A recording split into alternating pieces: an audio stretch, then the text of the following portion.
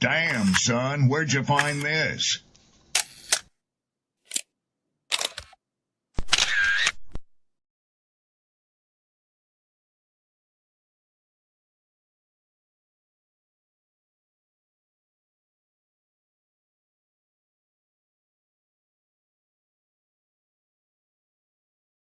Ladies, understand something. The top end of a woman's weight is 145 pounds. Okay. My mother's 5'9", and she was 145 pounds until she was 50. That's the top end of your weight, because there should be about a 40-pound difference between you and men. Basically, if the guy is rich, what ends up happening is the lawyer contacts the person and be like, hey, you know, your name gonna be all in the paper, so you might as well just settle out of court. I can recognize talent. Even if I don't agree with the politics, a lot of the politics that was underlying in the show and some of the sentiments he was trying to share, I recognize artistry when an artist is present. Yes, this is the definition of absolutely cooked. We'll never go back and take a look at her bad decision and take accountability for any of that. Because there is powerful people in the industry, somehow there is a different law that applies to them. And I agree with that assessment.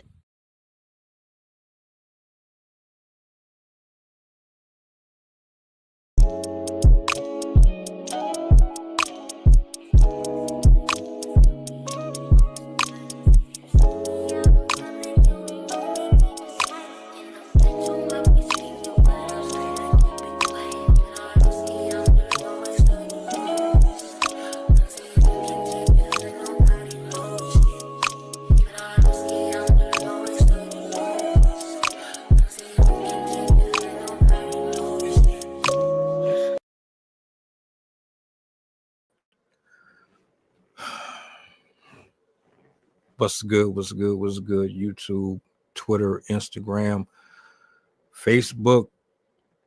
It's a long list, but we are here. We are here. What's the word? How is everybody feeling this Thursday evening, man? It is a privilege, a blessing, and an honor to be with you guys today. Shout outs to my writers, poets, content creators. Hopefully my lighting is good. If it's a little dark, I'll make adjustments if necessary.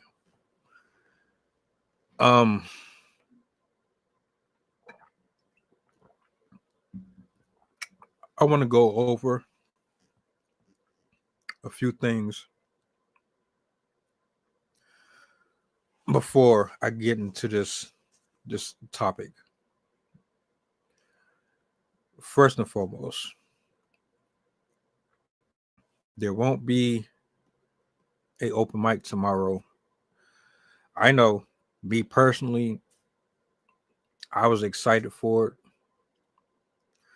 but you know, things happen. We didn't get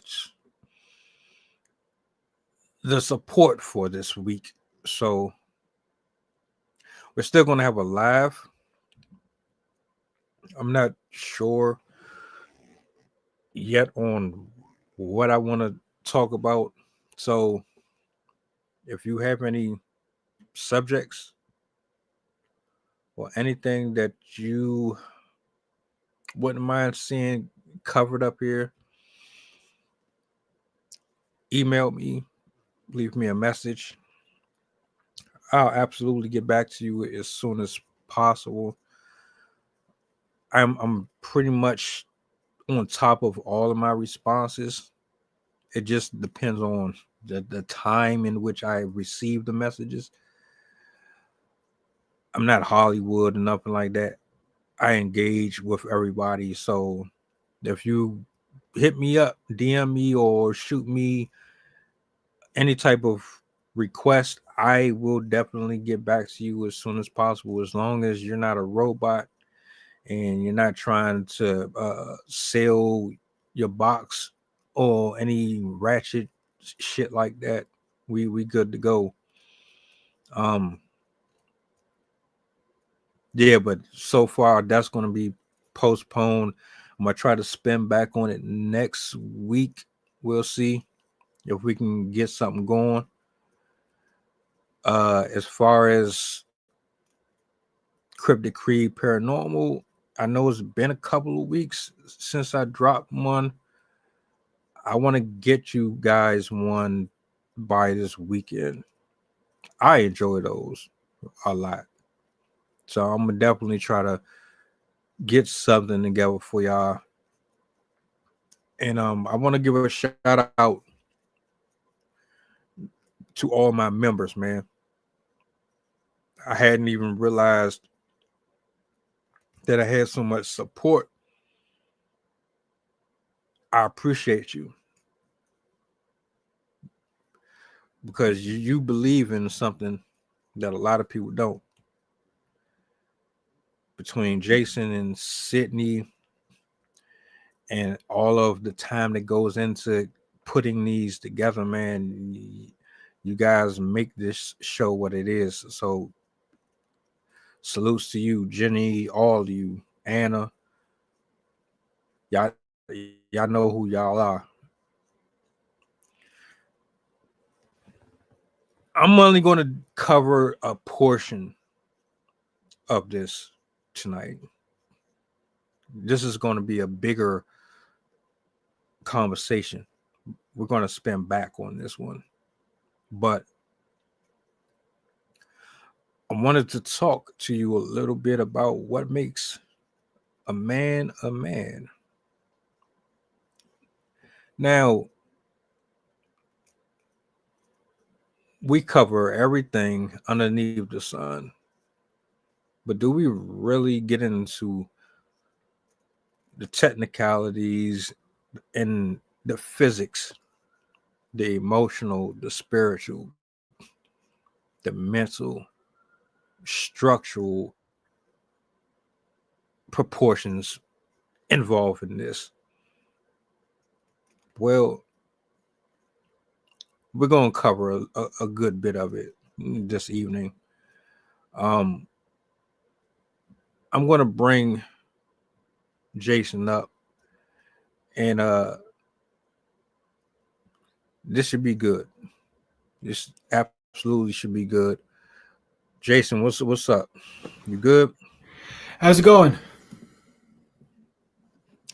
I'm all right. How's my lighting? Do I need to brighten it up a little bit, or It's a little dark on your side. All right. Give me 1 second.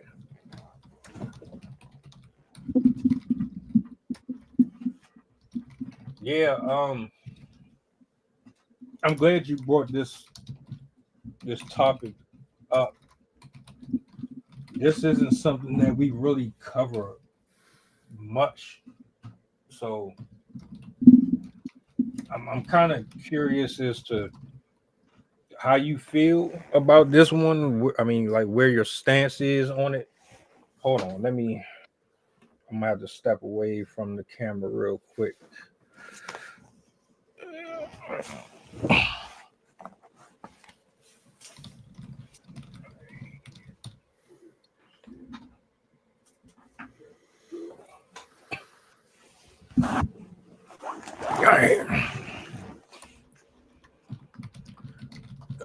All right, there we go. Much better. So today we're talking about what makes a man a man. What are the characteristics? What are the traits? What are the pros and cons? What has America done to us? Where are we right now currently in 2025 with masculinity? Jason, what's going on, man? What's your initial thoughts on the whole thing in general? Well, you ask a bunch of questions. All of them are very valid. I don't think that there's anything naturally that is a con for being masculine. The only con is when you try to apply something that is masculine to something that where masculinity doesn't belong. Then yes, it becomes a con. But that's with anything. When you decide that you're going to misappropriate anything, masculinity, femininity, leadership, service, whatever it might be, anything. If you use it incorrectly, just like the whole idea, the whole adage of too much of a good thing is a bad thing, misappropriating something becomes harmful. It becomes not appropriate. And as you continue to persist in applying something that where it's not meant to be, it creates problems. And I think that's what we're seeing right now in current society. And this isn't just in the U.S. This is something that is prevailing worldwide. A complete and utter targeting of masculine values, believing that, or making sure other people believe there's something wrong with the idea of masculinity, although it has a vital component towards the sustainment of humanity. That's all I'm gonna say for right now. I'm gonna yield the mic. One of my greatest issues with that is people seem to be confused with what it is, what it looks like, what it feels like, how you are supposed to identify it. Especially, I'm not even going to say that. I'm going to say both sides are confused by it. You take bits and pieces of it, and then you water it down, you add your own spin to it, and then you create a hybrid version of something that is completely opposite of what is really supposed to be or what it's supposed to represent. So that's one thing that I really want to address, so that it's clear and it's not like no confusion on it. So masculinity is actually very easy to define, but you have to be willing to look for it. It's not simple, but it is easy. It's also fairly easy to observe, but again, it's not simple. And the way that I've defined masculinity, especially in my book, The Leading Man, a practical guide for men to lead with strength and vision, is masculinity is the expressive nature to negotiate and resolve conflict in order to achieve a shared goal. It's very broad. It is a natural form of leadership. In fact, when most people think of leadership, the type of leadership that most people think of is masculine. That's because men are natural leaders. Men are expressive in their leadership traits because they are the ones who are more likely to take risks. They are the ones that are most likely to explore, to create, to build, and to create something that is tangible, something that has structure, that has that has stability. That's really what masculinity does. Beyond anything else, its primary job is to ensure that the conflict that exists doesn't get suppressed. Notice I didn't say suppressed, but that it is negotiated with and resolved. And there are many ways in which that happens. In the process of doing that, they help everyone achieve a shared goal. So again, it's very forward moving. There's always a reason why a healthy masculine male is going to do something. It's to ensure that conflict is resolved and that a shared goal is achieved. So a lot of people are going to ask, well, then what is the definition of femininity? And we have to look at it from the contrast of masculinity, because human beings are binary. I know a lot of people are going to thinking that gender is just a construct, blah, blah, blah, that society has created this. No, that is not true. Biology created this. Nature created this. And so these are the things that we're going to observe. So if masculinity is the expressive nature of humanity in order to negotiate and resolve conflict in order to achieve a shared goal, what is femininity? And I'm only bringing this up because it's important to contrast it with masculinity. So femininity is the receptive nature to create harmony in order to instill growth and nurturing.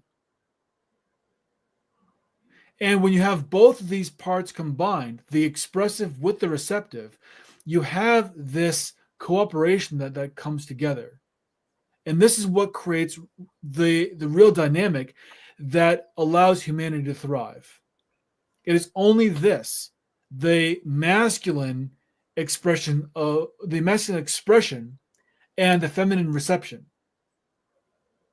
That's one of the most important things. I hope that answers the question. It's a great start. Great start. And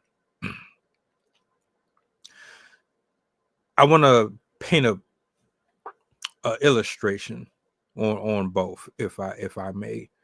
One of the things that you spoke on was conflict resolution within a masculine setting. So an example would be your supervisor is caught in between you and another coworker, and you don't like the way that your coworker is getting away with not adding to the company in the way that they are supposed to based on what they signed up for. You go to the supervisor, or you're having a exchange of words with your coworker about their lack of participation, making it a little more difficult for you. Y'all bumping heads. It gets heated. The supervisor has to step in. Now, this is where it gets tricky. One, because we know in most cases people are biased to their employees. Some of them are a little more cool with one person than the other. They don't know how to be fair and even on both ends. And you have to step in, be unbiased, put your foot down, and you have to make a decision. You have to determine if he is doing his work up to your standards and that the other individual has a valid point, and you have to make a decision on whether or not you're going to go forward with any type of punishment or give out a warning or whatever. The fact of the matter is you got two guys right now that want to beat the hell out of each other, and is almost to that point. How do you resolve that without? If it's gotten to that point, then it is both people have lost their ability to manage the conflict. So I like where you're going with this. I want to set a different stage. So these are you've outlined the classic idea of what creates conflict, and a leader needed to come in and then settle the dispute. But what if it never had to get to that place get that far in the first place? And this is the kind of leadership that I'm talking about, because in reality, leadership doesn't require position. It doesn't require authority. It doesn't require any kind of outward sense of being in charge at all, because all leadership is self-leadership. We are all self-motivating in some degree. And so the idea is to get people motivating themselves in a direction that is agreeable with others. This is what I mean by shared goal. So let's say that you and your coworker are at odds. You could confront him, but you also know through your wisdom of being a self-aware male that this may not work out very well, especially if you are very direct in your confrontation, because directness can oftentimes create defensiveness. And you want to address this without creating that defensiveness on either your side or his, because it's very easy for defensiveness to lead to divisiveness, which then leads to the possibility of open conflict. Now, the term conflict is a very broad term. It means everything from disagreement all the way to direct action. Direct action being violence. So everything in between all classifies as conflict. So when you are approaching someone, especially if he's another male, you know that the possibility of conflict is there. You also know that conflict in any regard is not going to end well for either party, regardless of who comes on top. It's not going to end well for anybody. So the best way is to find out how to resolve this conflict in the most agreeable way for both concerned, while getting the end result you were looking for. So someone's not pulling their weight. What you might try is actually getting to know him, finding out what's going on with him. There's always a reason why things happen. This is one of the prime tenets of human behavior, is that people won't do something unless there is a reason, even if that reason is false or imagined. And you're not going to know what that reason is until you have a conversation with them, or you are investigating in some way what that reason could be. The fact that you're curious about that reason opens dialogue, opens a possibility for both sides to create a sense of togetherness, of wanting to learn about each other. It makes the idea of direct conflict or direct action or something even close to that much lower. So you're getting to know them, you're understanding what's going on, and then you make sure that they are on your side. You bring them to your side, getting them to see why it would be in both of your best interests for both of you to put forth the work. So now it's no longer an emotional conversation. You aren't reacting to your emotions of he's not doing his job, which is a weak position. If you're going to address something based on emotion, you're basing it off of weakness. Because emotions can't be reasoned with, and emotions cannot be argued with. They cannot be negotiated with. Emotions are reactionary. Emotions are the stuff of survival. And when you are in an emotional state, you are either in a fight state or a flee state. Neither one of those are conducive for dialogue. And dialogue is the most powerful thing that human beings have, which is why it should be relied on as much as possible. And direct action should only be there if nothing else works. So you're talking with him, you're getting to reason with him, and he says that he just doesn't want to do it. He's not involved. He doesn't give a crap. He's not, no matter what you say. In fact, he begins to look at you and starts wanting to elevate the emotional signals regardless of what you're trying. Okay, cool. You know what? He can do that because he has control over his decisions to do that, and you have no control over what he's going to do. Now is a good time for you to address this with your superior, because this is beyond your scope. This is above your pay grade. You are not there to police his behavior. You are not there to make sure that he does his job. You've done what you can. You've put your best foot forward to demonstrate why it's best for both of you to work in the best way possible. And he has decided that he is going to make himself oppositional to you. That's his decision. Cool. You go to the superior and say, hey, I've got the situation. This is what I've tried to do. This is how I've tried to resolve it. What you've done in that moment is you have done something extraordinary. You have acted like a leader without being in a leadership position. You have acted like someone who cares, who has responsibility for what you do, and has tried to impart that responsibility on someone who has a job similar to yours, or someone who at least works in the same field, works in the same industry, or works under the same company, whatever. And while he is not your responsibility, you've wanted to connect with him to make sure that both of your lives are easier. This is what is meant to be a shared goal. You have attempted to negotiate the conflict in order to achieve a shared goal, which is a hospitable workplace that both of you can be proud of and you can both continue working with without the friction. If it's impossible, you get someone who can actually escalate things without you being there, because again, you don't have the authority to do that. So then your supervisor will take it from there. You have done your job. So the difference between your example and mine is that there was the understanding that a resolution could be had. Not that it's guaranteed, but you've approached it with a resolution could be had. And you did your job, your best job to make sure that was possible. Now it could be that the person you're talking to opens up to you and it helps you understand why he's not able to perform. There's something going on. You can still go to a superior, but you can go to it with his best interest in mind. Say, hey, I've got the situation. Something you may want to actually address. My coworker Frank, he's really dealing with some stuff.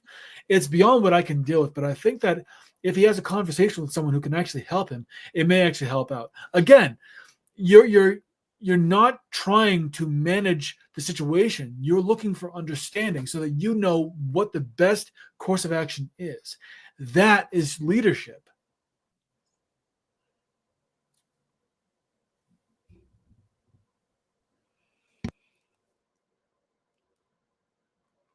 You shouldn't be micromanaging your coworkers.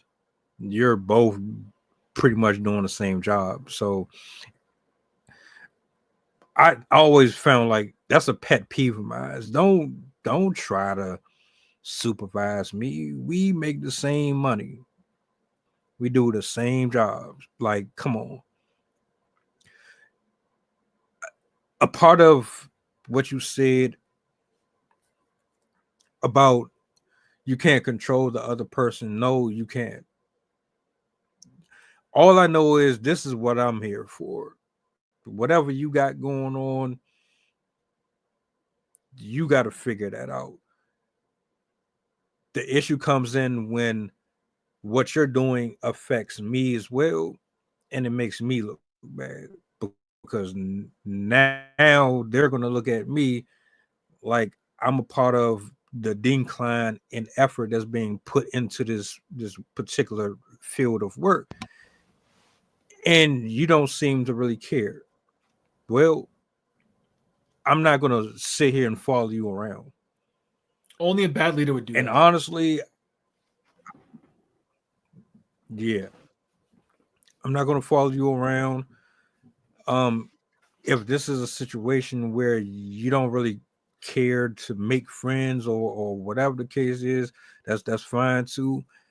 I'll take my grievances towards someone who is better equipped to deal with this. You're supposed to be, if you're in that position. And I'm just using this as an example. You can be a husband. You could be dating the person, or you could be maybe an activist or someone who's like in a Big Brother program or something like that. You have to be able to handle these things without the emotion. I absolutely agree with that. Nothing can be done under emotions. You can't have not a single conversation with someone who is either triggered easily or they already have things going on in them that makes them react regardless of what you say. So knowing that, it's a certain way that you have to deal with people, and it's a case by case. Not one person is the same. Not one person handles their personal life the same as the next person. Some people take their stuff to work. Some people take it home. With what you were saying though, I agree. It should never even get to the point that my story comes up. It should be handled prior to that. But we know that don't really happen too much. But that's a problem too. Most of the time when I go into a place of employment, they've already established relationships with people. You'll be the new one coming in. So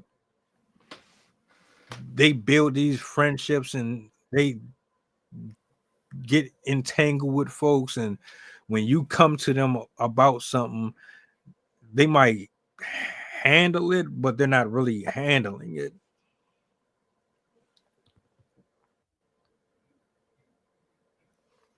So these are some great excuses, but they're just that, excuses. Because there's nothing that prevents people from being able to create relationships. Nothing. And oftentimes the demonstration of leadership is the biggest relationship builder than anything else. Yeah, they might know somebody, or they might have established a certain pattern. And if you're showing a desire to cooperate, a desire to take responsibility, and a desire to, when I say take responsibility, I mean take responsibility for what you are responsible for. And you are willing to demonstrate that your responsibility is going to impact in the best way possible others that you are meant to impact, whether it be in your job, in your relationship, in your friends, what have you. This is the best way to impact others, and it cuts across all kinds of interactions and all levels of relationships, regardless of the level of interaction you have with others. Let's say you and this guy Fred, well, we're just going to call him Fred. You and Fred are doing the same job. You both work in a textile industry. Why not? And you do your job. You are very good at what you do. You are always looking for ways that you can improve. You are always going to expect that you have the best outcomes. You are always going to accept the responsibility that your role requires, and you're going to do a really good job, and you're going to do it in a way because you know that what you do has a great impact on others. This is an amazing way to look at leadership. And this is the way that men should be looking at their impact on others. Because the other way is called self-serving. If someone's just going to be at their job, except take a paycheck, but not put forth the effort, not really look how they can improve their job, how they can improve their position, just looking at how at the fact that maybe they're a little bit cynical, or they're not necessarily expecting the best, but they're kind of jaded, that they are always looking for excuses rather than accepting responsibility for what they do, what they say, and how they act around others. And they don't necessarily respond in the best way possible. They don't have that heart, that sense of doing the right thing because it's the right thing, and then also owning up to when you're not doing that. And they only think of themselves. This is what Fred is doing. And in this situation, you and Fred are butting heads a little bit. Well, you'll just focus on your job and don't even worry about what he's doing. Maybe find out, hey man, I noticed that things have been kind of have been a little bleaker on here lately. I was wondering if everything's okay. He might open up, he might not. The fact that you're asking shows that you have a desire for communication, that you have a desire to do more than just the bare minimum. It's not just about the job. It's about also the fact that you are working with someone else and you want to create a good atmosphere. Because oftentimes people need a good atmosphere in order to be able to work well. In fact, most people do. A lot of studies have shown that a positive working environment has been a make or break point for a lot of employees about whether they stay or whether they go or whether they move on. And other studies have shown that a lack of positive leadership is often a big reason why companies lose good talent. Talented people who are really good at the job, but the leadership isn't there. And not just from supervisors, but also the fact that employees don't take the responsibility that they need to, leading to a subpar environment, has caused really good talent to go elsewhere, making companies suffer. So it all factors in. The more you focus on just what you do, the more you're taking away from the possibility that you could be impacting others' lives within your working environment. And this also goes within your social environment, within your relationships, within the interactions with your children, with your spouses, with your parents, with your friends, with your colleagues, in every area of life. It impacts. And as men, the best way for men to be is to find ways that we can cut through the possible conflicts that exist both internally and externally, so that we can all achieve a shared outcome. There's a couple of characteristics that need to be acknowledged as well. Those characteristics are pretty much your billboards. It's your promo. It's what identifies and separates you from someone who is just casually allowing danger and possible threats to infiltrate your proximity, or is identifiable as someone who is a pretty good role model. They don't condone violence. They don't condone drugs. They have a certain requirement for children at a certain age to where they can do this and do that. They do not allow certain energy in their household. Proper English is mandatory. Proper respect and protocol when greeting and engaging with a person. Your spiritual morals and principles. There's other factors that go into it as far as that, which makes being a leader as important as it is, because you have to be aware, you have to be concerned, you have to have empathy, you have to be able to blend in, remain yourself, centered, stoic in your approach in all that you believe in. You can't be wavering. You have to be able to identify, deal with, eliminate any possible issues that might come along, and stand your ground. I mean, I just think that a lot of these characteristics are missing, like seriously missing, especially having a moral compass, a sense of self,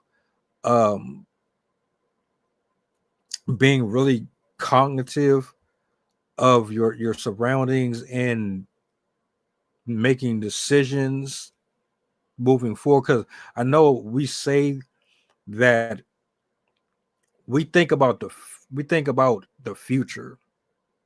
Women think about, well, we think about the past, but we're thinking about the future. How we're going to build a home, how we're going to financially be able to continue to make money after we are no longer working, like where it's making money for us, how we're going to make sure that our children are still being educated and making sure that they're under the right tutelage in these classrooms. Is the mother going to be the type of mother that the kids are going to be proud of? It's just a lot that's missing, and you see it with certain stories. Case in point, the lady Karen that went off about her daughter getting dismissed at the dance thing because she didn't get a hug, or these students getting inappropriately touchy with these kids. Like, you can tell that there's an absence because the way that I'm gonna stop there, because I know I'm about to say something and I'm gonna cut it there. So what you're talking about is there's an erosion of the values that make leadership. And men and women both lead, but they both lead in very different ways. Men lead in an expressive way. Women naturally lead in a receptive way. They both complement each other. There's no better or worse. It's all about how it's being used and making sure that the natural order of things is honored. With leading, especially with men, and I bring this up because we're talking about what makes a man and the idea of men in leadership. Leadership is best utilized as a way of being able to serve, a means of service. And the more that men choose to serve, the more others appreciate their contribution, and they provide authority. Now, this is an important term because I've talked a lot about responsibility, but I haven't talked about the idea of authority. And there's a reason why. In leadership, you take responsibility, and the responsibility that you have is based on the position and the authority that has been bestowed to you. So responsibility is taken and authority is given. And authority that can be given to you based on your role, it can also be given based on trust and the desire to be led. But no authority exists without there being some sort of responsibility. Responsibility begets authority, not the other way around. And a lot of people get this wrong. A lot of people believe that authority is the most important thing, and it's not. It's actually just the authority that people get when viewed correctly is a byproduct because of the responsibility they hold and the implications of what will happen when they do or if they don't live up to that responsibility. So when you view leadership as a form of being able to serve, what you're doing is, as a leader, and again, leadership happens in all positions. It doesn't require authority or position. What you are doing is you're really looking for what you want to see in your immediate or your distant future, the kind of outcome that you want to create. You have to know what kind of outcome you want. And this is especially true with men. And men are very good, usually, at understanding this outcome. Next is you want to engage others and develop them to want that same outcome as you. And this goes along. This is what I mean by engaging with others, interacting with them, getting them to be inspired to move in the same direction as you are. This whole sense of, man, this person really cares about me. I'm going to do whatever I can to make sure that I live up to that praise or that belief in me, whatever it might be. Next is you want to make sure that you are always improving yourself and your standards to meet that objective that you've set. And the value that you really place is not just on the results, but on the relationships that you make. Yes, it's on the results that you can have, but those results are contingent on your ability to create good relationships, because the only way that results happen is through trust. And it's not trust, I'm going to trust you to do what you're supposed to do. I trust you to accept me for exactly who I am and to interact with me based on the fact that I belong. And then finally, it's really always embodying the values that are going to drive success, to drive the mission to achieve those results. And all five of these things have to be present. And Ken Blanchard and Mark Miller did a great job of putting these into an acronym that they called SERVE. And they wrote a book about it called The Secret, What Great Leaders Know and Do. Fantastic book. If you haven't read it before, I strongly encourage you to do so. And that inspires a whole litany of other books, but it's a great place to start. And when you lead from service, you understand how you can create this idea of the future that you want to inhabit or that you want to inherit. By the future, I mean the outcomes that you want to achieve. How you can help others achieve those same things and want to achieve them. How you can continually improve yourself so that you're always working towards those goals. And also valuing the relationships as well as the results or valuing the relationships to achieve the results, and then demonstrating the values that are going to be present for those for that future, that outcome to be achieved. It has to be very deliberate. It has to be something that you want to do, that you're going to work on all the time, because it's not something that you can just turn on and off. When you decide that you want to lead, you lead in all areas of your life, or you don't lead at all. I'll yield the mic. God has to be number one in a man or a woman's life for the reasons that you described. Excellent points. See, when you don't know yourself, it's very difficult to convince another person to trust in you or to believe in your vision. It's very difficult to get them to trust or believe in you being able to execute anything that you set out to do, because whatever's lacking in you will always be a part of your activities, your actions, your results. It'll always creep its ugly little head. And the most new, I can't even pronounce the word. I'm not even going to try it. But let's say you want to be a singer, or you want to go into construction. You're good at construction, but you're scared of heights. So you're good with tools, but then when it comes to doing certain jobs on certain levels, you're a little shaky, and that's not really going to get people to feel reassured that you can get this done anywhere else. Because if you're shaky here, it's going to be like, well, I don't know. If you're someone who is good at the mattress action, but when it comes to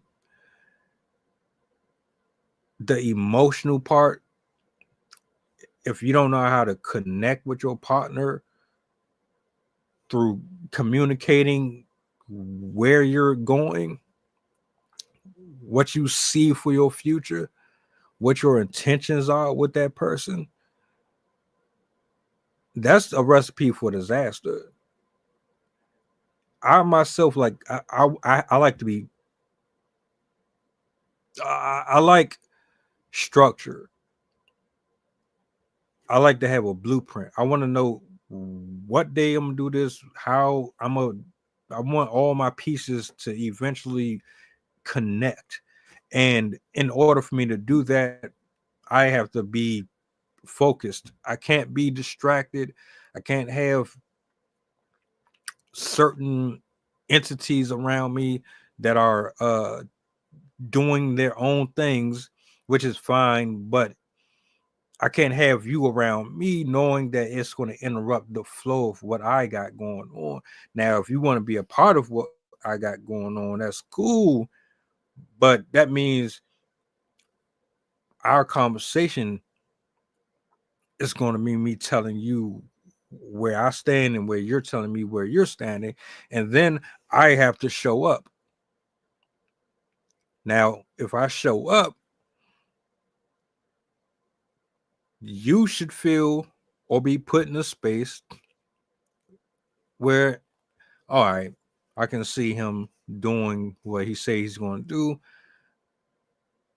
I don't have to stress. I don't really have to worry about where we're going to lay our head at, or if this person is going to be a friend to me, if they're going to take from me and then run away.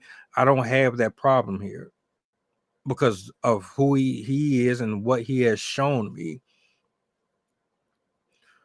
The problem that I see a lot of is there's a generational curse or generational spirit that is getting passed along to other family members, where the person before them, they exhibited attributes that are completely in opposite of what you described here.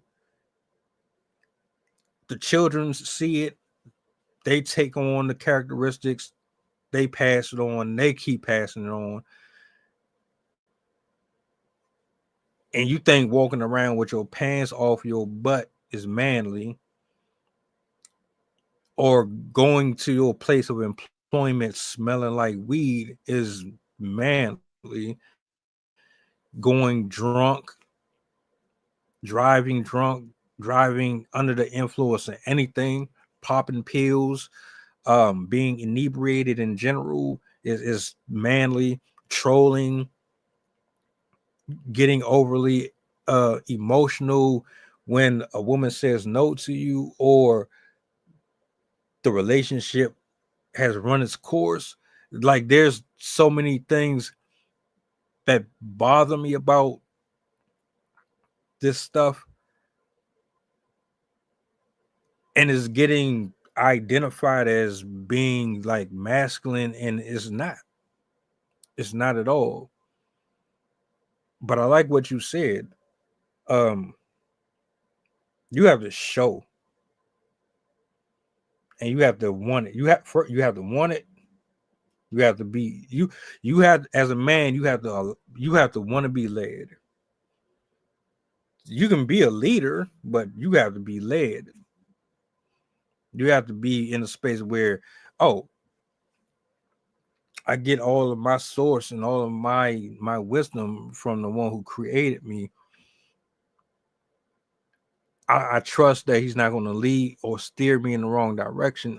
And also, the people that I'm dealing with or I have around me, I have to be in a space to where I can service them and take care of them humbly, and take critique and criticism back.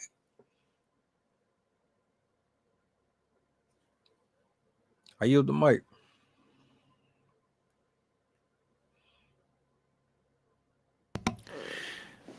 So there are a lot of opportunities for people to make excuses about not wanting to act as a leader, or not wanting to act masculine, for men not wanting to act masculine.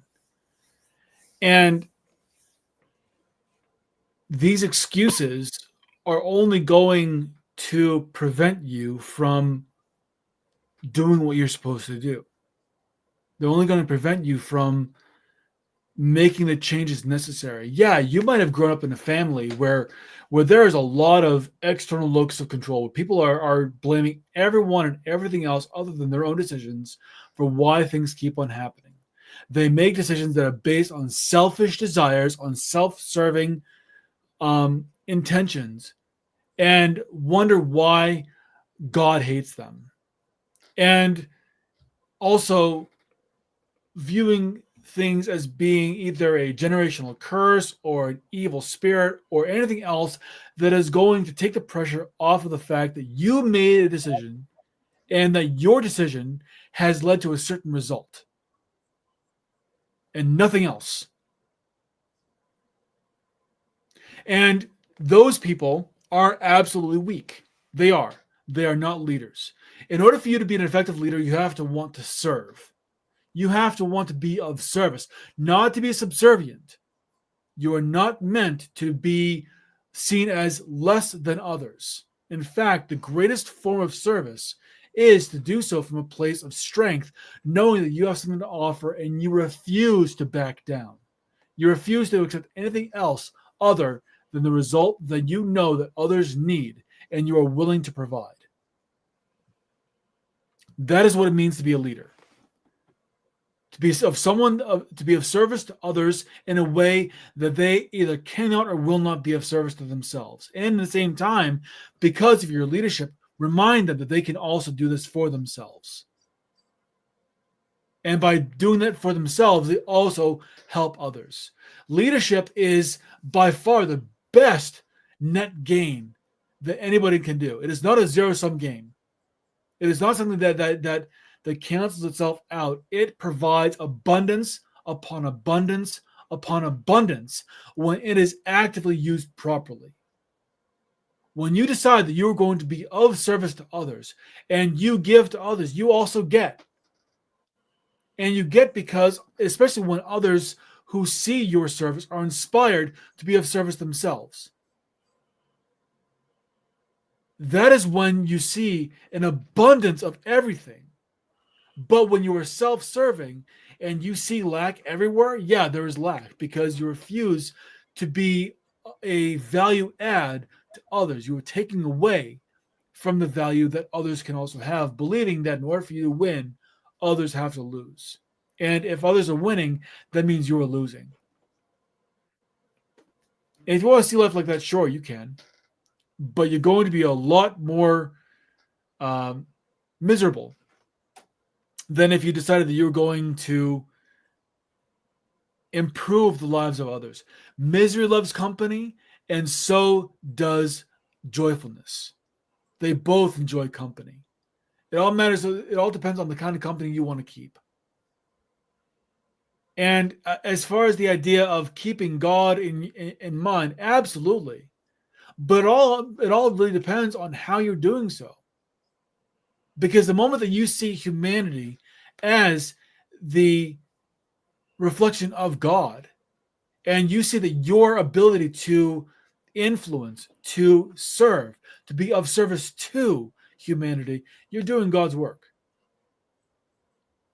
In that moment, you're doing as much to praise the Lord as you are doing something that is beneficial to humanity. I yield the mic.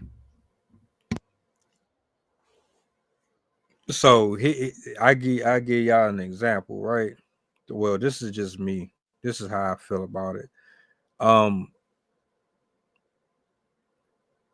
I will support a channel or a page that gets 0 likes, 0 views. Nobody watches them. Nobody reads their posts. Nobody listens to a word they say. I will repost. I will share. I will comment. I will treat your page like it was someone with 50,000 subscribers, 50,000 Instagram watchers. I will treat you no different than anybody else. Give you the same love, same level of support. Because the way I look at it is, this is my way of showing you I'm interested. I see value. I see worth in your content or just you as a person.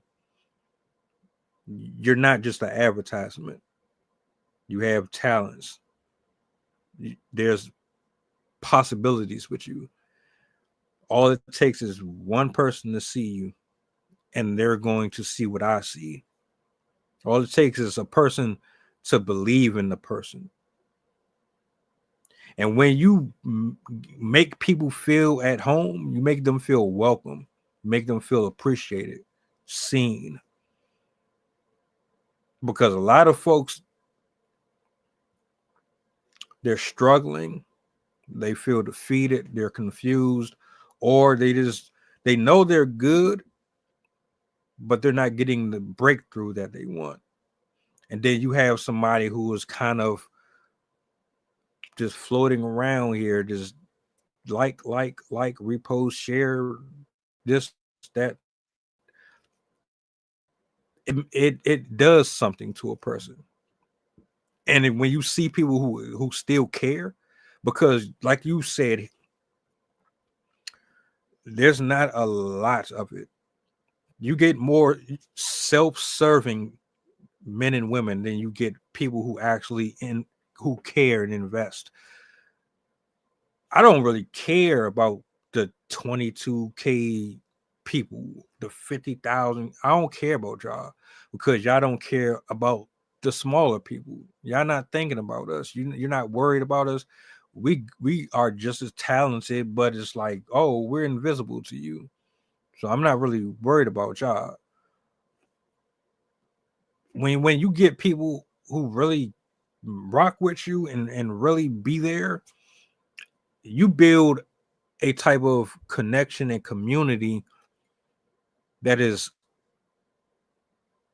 way more valuable than you would have trying to get someone who's famous to respond to you.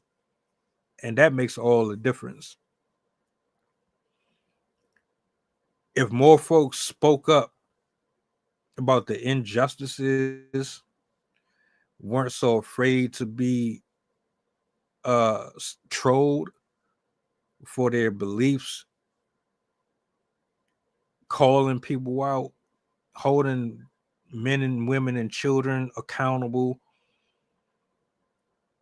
we would get a lot more further ahead than we are now. So yeah, I'm not trying to be a superhero or nothing like that. I'm a person of service. And that's how I look at it. I'm just someone who extends myself to people. Sometimes I do it to a fault where maybe I shouldn't be doing it. I've done that way too much. I always looked at myself as just trying to extend the olive branch to people. I don't really care about getting flowers, none of that shit. I want you to be here because you want to be here. But also, I'm just supporting because you support. Pretty much my take with that in general. And that goes for partnerships, friendships, and family in general. That's just me. Some folks go ahead. The greatest of success stories always involve some sort of desire to provide real value to others. Yeah, you've got these people, these social media warriors who get all kinds of views and likes, and they probably make some coin as well. But that is not going to sustain wealth. That is not going to be something that provides real, sustainable, and repeatable value. The ones that are more concerned about what they're going to get or what they're going to receive rather than what they're going to give, eventually they die off. I mean, you see it all the time. It's like the social media and influence industry is like a revolving door of boobs who just don't do what they're supposed to do, which is really be of positive influence to others. They only care about what they care about. And eventually people stop caring about them because they realize that they aren't being cared for. So for instance, there are more millionaires and billionaires who have done more to give back to society than there are those who have taken from society and refused to give back. This is a statistical truth. When you look at the people who have the most wealth, unless they are doing so with malicious intent, where they are being supported in order to push an agenda, and we're seeing that, but that is also causing going into decay, which proves my point. Anyway, when you see those who have the real wealth, and they are acting in the best interest of humanity, not each other, not the ones who are at the same level, but all people, these are the ones who extraordinarily stack wealth upon wealth upon wealth. Because it's not just about the money. It's what they're doing with it. It's the fact that they see that their success comes from the interaction with people. It is the connection that creates the most wealth. It is the ability to is the ability for people to come together and recognize the value that they can give, and what that means for those who get that value and what they give back as well, that produce the real wealth. And those who just seek to just take, they can only take for so long before they get found out and the jig is up.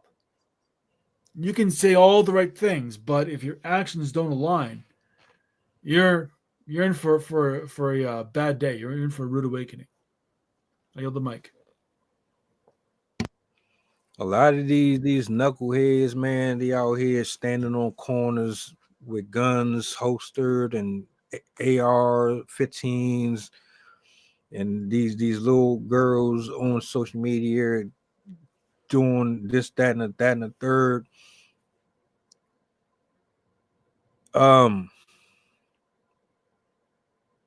These folks that y'all worship and idolize, they got y'all looking real stupid out here. Real stupid. Contracting STDs, getting arrested. Why are you 14, 15 years old with homicide on your record? Grand larceny, credit card scam, breaking and entering. How is it that you're 14 years old with that type of background? Oh, the people that you look to who rap about it or sing about it suggested to you that this is popular, this is this is the way to go. And y'all out here living this Grand Theft Auto lifestyle, looking over the shoulder, because adults, OG adults, the ones that's protecting their homes and their families, you're not about to break into one of these grown-ass men's houses and think you're not going to be met with some type of force. Yeah, there are incidents where they'll try to talk you down, but the way that y'all running around here, you might end up getting a couple put in you because you think because you got a gun or you're in a gang that you're powerful, or you have some type of control over life and death, over responsibilities for the community, but in all reality, you're just setting yourself up for failure and the rest of the crew that follow behind you or you follow behind. The type of masculinity and the type of roles that men are supposed to have, nothing that Jason has said seems to line up with what y'all doing. Nothing that he said about femininity seems to line up with a lot of these women out here. But we've gotten real superficial and real secular, and we're not being led right. And that's one of the biggest problems that we have in 2025. My final thoughts. A real man praises God. God leads him first. He's in his word. He takes accountability. He can be emotional. He's very articulate. He can communicate even if he's not the best with words. He is a pretty good listener. He's a hard worker. He is stoic. He stands on principles. He has morals. He does not allow demonic spirits to enter within his space to come kill, rob, and destroy. He is very prayerful. He knows how to walk away. He knows when and where to make a stand or when to take the loss. He knows how to serve the community. He knows how to bow out when necessary. He knows how to take criticism and advice from others. He's very involved. And I know there's other points here like that I'm probably missing, but I think a lot of that is absolutely something worth noting. There are very few traits that separate men from women, but it's those few traits that really matter. And it is really, when you talk, most of the things that you talked about are things that people in general should be mindful of. Men in particular are meant to be going out there and really just, doing something to expand what is possible, to understand how they can create a better impact for their societies and how they can push the envelope of what's possible. It is a whole idea of create, explore, structurize, expand, and protect. And as long as men are doing that, they're following their role. And the women that accompany them, as long as they're willing to do their part of creating the essence that makes it something worth living in. Because a man, it's like I like to use the analogy of a house. A man can create the frame of a house. He can build the roof, the walls, and all the stuff that actually make the house livable. That make it something that's going to separate them from the outside world, that is going to protect them from the elements. But if there's no furnishings, if there's no if there's something there that's going to make it comfortable or make it restful, make it something that a person can lay their burdens down, what's the point? There's no reason for it to exist. So yes, men create the structure, women make it enjoyable and worth wanting to focus on.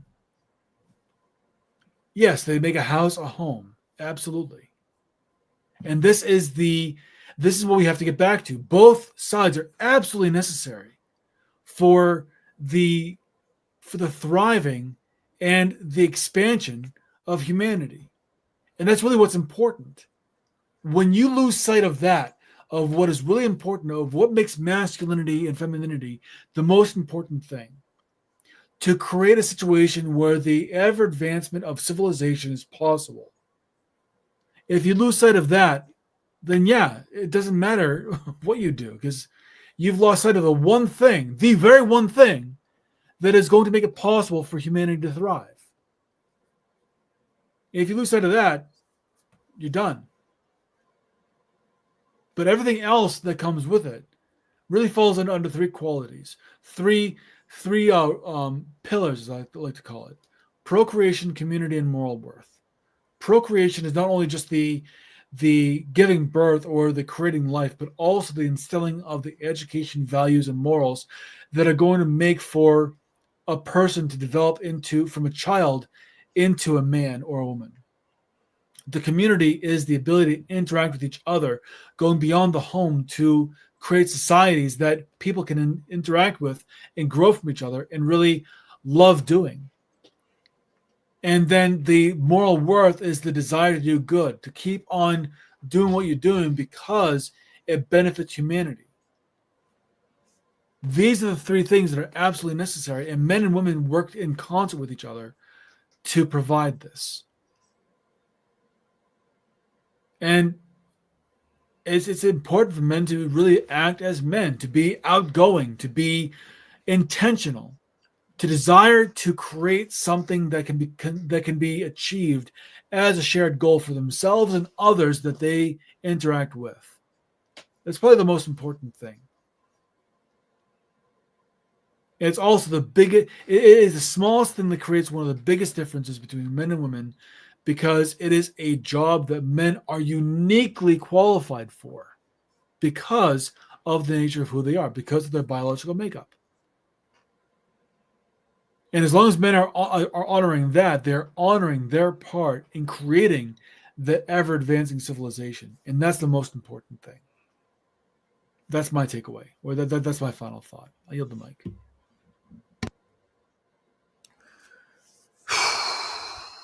We got a lot of work to do, a lot of recovering to do.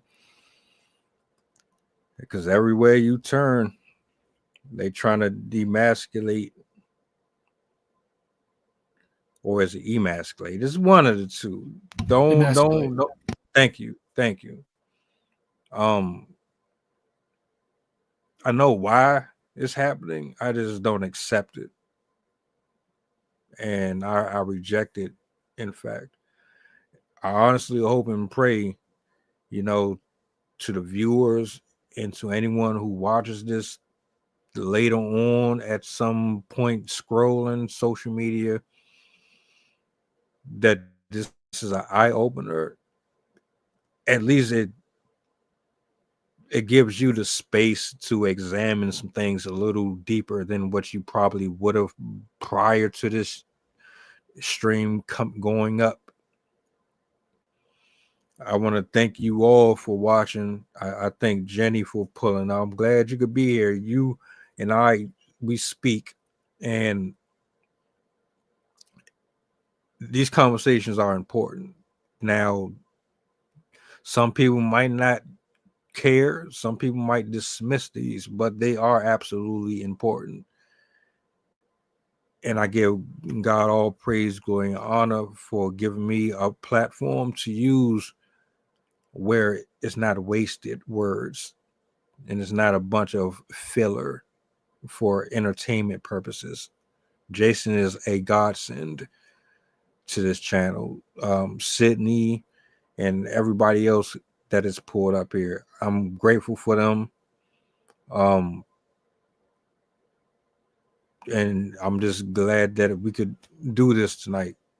I know there was a lot of circumstances, but we're here. Friday is right around the corner. And yeah, I think that's pretty much that for this evening, man. I appreciate you for tapping in. This was a good one, for sure. Everybody that is watching, this is optional. Do me a solid. If you're not following me, tap into the channel, IG, Facebook, the YouTube. If you enjoyed this show, you're going to enjoy the others because there are a lot of them. We done covered damn near everything that you can think of, and then some. Any support is appreciated. Just being here is appreciated. You know what I'm saying? But we're about to get up out of here. You guys enjoy the rest of your evening. Do me a solid before you go, if you would. What's the goddamn button? Y'all be easy. I'll see you guys tomorrow. No open mic, but we still going live, right?